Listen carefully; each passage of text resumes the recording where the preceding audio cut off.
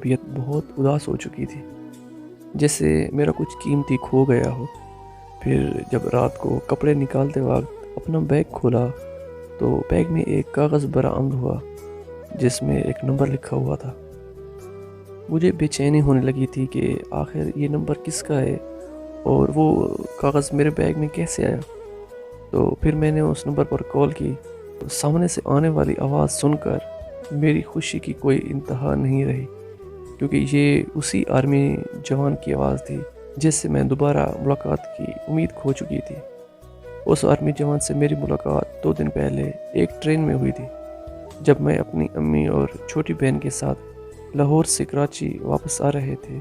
تو ٹرین میں امی کی طبیعت خراب ہونے پر اس آرمی نوجوان نے ہماری بہت مدد کی اور امی کے لیے دوائیوں کا بندوبست بھی کیا تھا۔ سارے راستے اس نے ہمارا خیال رکھا اور کراچی پہنچنے تک مجھے اس سے بے شمار محبت ہو چکی تھی۔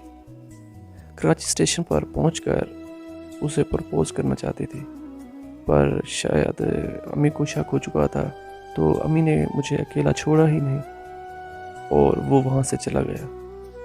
مجھے یہ لگتا تھا کہ وہ ہمیشہ کے لیے چلا گیا ہے، پر دوبارہ فون پر اس کی آواز سن کر میں بہت خوش ہوئی۔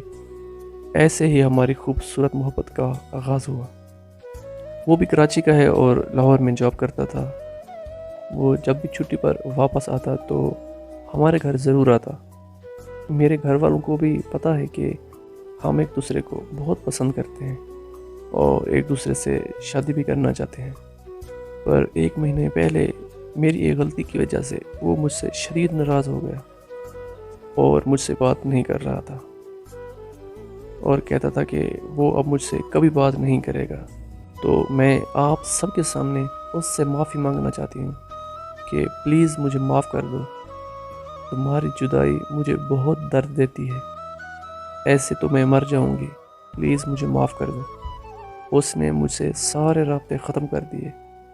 میرا آپ سب کو کہانی سنانے کا مقصد صرف اتنا ہے کہ اگر آپ کی آواز اس تک کسی نہ کسی طرح پہنچ گئی تو شاید اس کے دل میں میرے لیے محبت پھر سے جاگ جائے، شاید وہ میری زندگی میں دوبارہ واپس آ جائے۔ میں تمہارا انتظار اپنے آخری دم تک کرتی رہوں گی۔